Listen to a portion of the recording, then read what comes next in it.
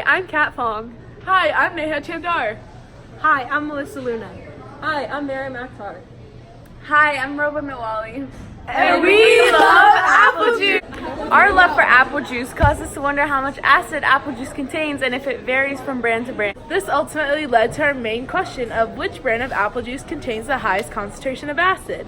After researching different brands and apple juice itself, we came to the hypothesis that if different brands of apple juice are tested, then apple cider will be found to have the highest concentration of acid because it contains the most amount of malic acid, which is the main acid in apple juice. To determine the answer to this question and conclude if our hypothesis was supported, we did a titration experiment. First, we poured each brand of apple juice into 5 separate 25 milliliter beakers. Then, using a graduated cylinder and pipette, 15 milliliters of one of the juices was measured. Then, the juice was diluted using distilled water. After creating a diluted solution in an Erlenmeyer flask, 3 drops of indicator phenolphthalein were added, and the flask was then placed underneath a burette containing 0.1 molar solution of NaOH. This was held up by a burette stand and clamp.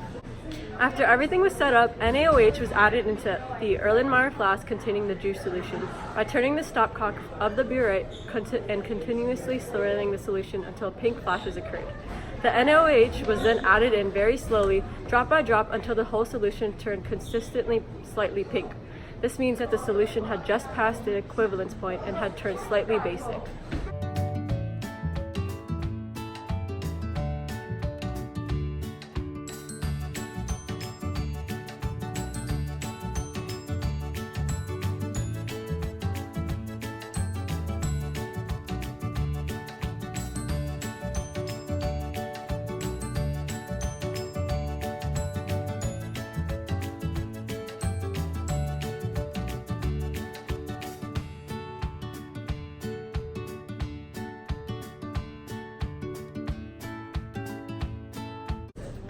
So every experiment has an independent variable and a dependent variable, and for our experiment, our independent variable was the brand of apple juice, and the dependent variable was the amount of NaOH used to titrate the juices.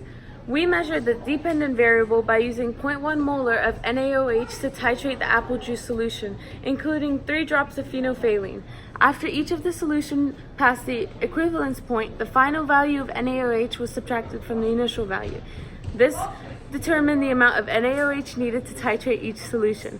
Using the equation mass A times volume A equals mass B times volume B, the acid concentration of all of the solutions were calculated. Our controls for the experiment were the amount of apple juice, the drops of phenolphthalein, which were 3, and the 0.1 molar NaOH, and the temperature of the solution. After conducting the experiment and completing calculations, it was found that juice A, Mott's, had an average molarity of 0.0346 moles per liter. Juice B, which was the apple cider, had an average of 0.0227 moles per liter. Juice C, Minute Maid, had an average of 0.0315 moles per liter. Juice D, which was simply apple, had an average of 0.0225 moles per liter. And Juice E, Great Value, had an average of 0.0303 moles per liter. The results display that Juice A, which was the Mott's, had the highest molarity of acid, providing an answer to our research question and refuting the hypothesis that apple cider would be the highest molarity. Through more analysis, it was further discovered that the 2 juices that were pasteurized, Juice B, apple cider, and Juice D, simply apple, withheld the lowest molarities. This may be due to the fact that the pasteurization process changes the composition of the juice. This graph displays the results that were discussed.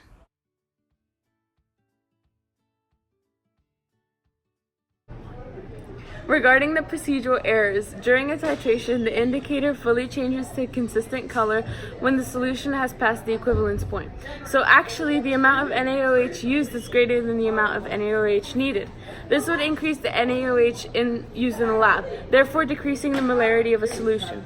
Since the volume and molarity of a solution are inversely related, in the equation mass A times volume A equals mass B times volume B, it means that as the volume increases, the molarity decreases. To counter this error, very small amounts of NaOH should be used when approaching the equivalence point. Maybe even half drops should be used. Although this error is not entirely preventable, this technique will ultimately reduce the effects. The various brands of apple juice correlate to differentiating levels of concentration of the liquid. With increased concentration, more NaOH needs to be added to the solution in order to completely titrate it.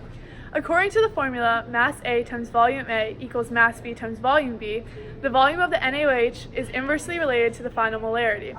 Due to increased concentration, which leads to higher amount of NaOH needed, the molarity of acid decreases. To minimize this error, in the future, the same concentration of juice could be used for each trial. Thanks for watching!